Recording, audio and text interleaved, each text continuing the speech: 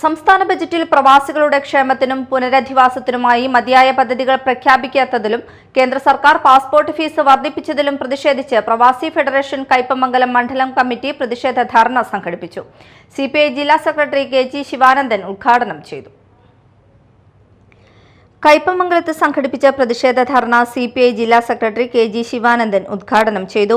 പ്രവാസികളുടെ അധ്വാനവും അവർ രാജ്യത്തേക്ക് എത്തിക്കുന്ന വിദേശ നാണ്യ വരുമാനവും രാജ്യത്തിന്റെ സാമ്പത്തിക വളർച്ചയിൽ നിർണായക പങ്കുവഹിക്കുന്നുണ്ടെങ്കിലും അവരുടെ ആവശ്യങ്ങളും അവകാശങ്ങളും സർക്കാർ അവഗണിക്കുകയാണെന്ന് അദ്ദേഹം പറഞ്ഞു.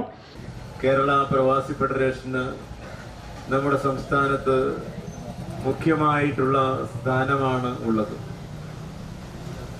കേരളീയരെ സംബന്ധിച്ചിടത്തോളം കേരളത്തിന്റെ പുരോഗതി വിലയിരുത്തുമ്പോൾ നമ്മുടെ നാട്ടിലെ ജനങ്ങൾ വിദേശത്ത് പോയി ജോലി ചെയ്ത് സമ്പാദിച്ച് അതിൻ്റെ വിഹിതം എത്തിച്ച് ഉണ്ടാക്കിയ പുരോഗതിയാണ് മുഖ്യമെന്ന് പറയാൻ കഴിയും.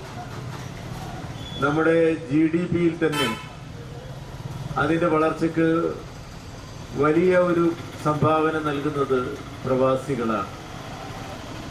പ്രവാസികളുടെ ഓരോ ചലനങ്ങളും ഓരോ ശ്വാസോച്ഛ്വാസവും നമ്മുടെ നാട്ടിലെ ജനങ്ങളെ സംബന്ധിച്ചിടത്തോളം ഏറെ ശ്രദ്ധിക്കപ്പെടുന്ന ഒന്നാണ്.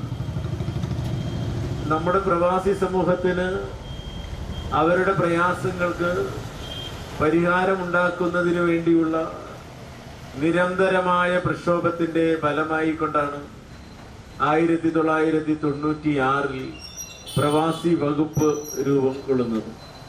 സംസ്ഥാന ജനറൽ സെക്രട്ടറി E.T. ടൈസൺ മുഖ്യപ്രഭാഷണം നടത്തി.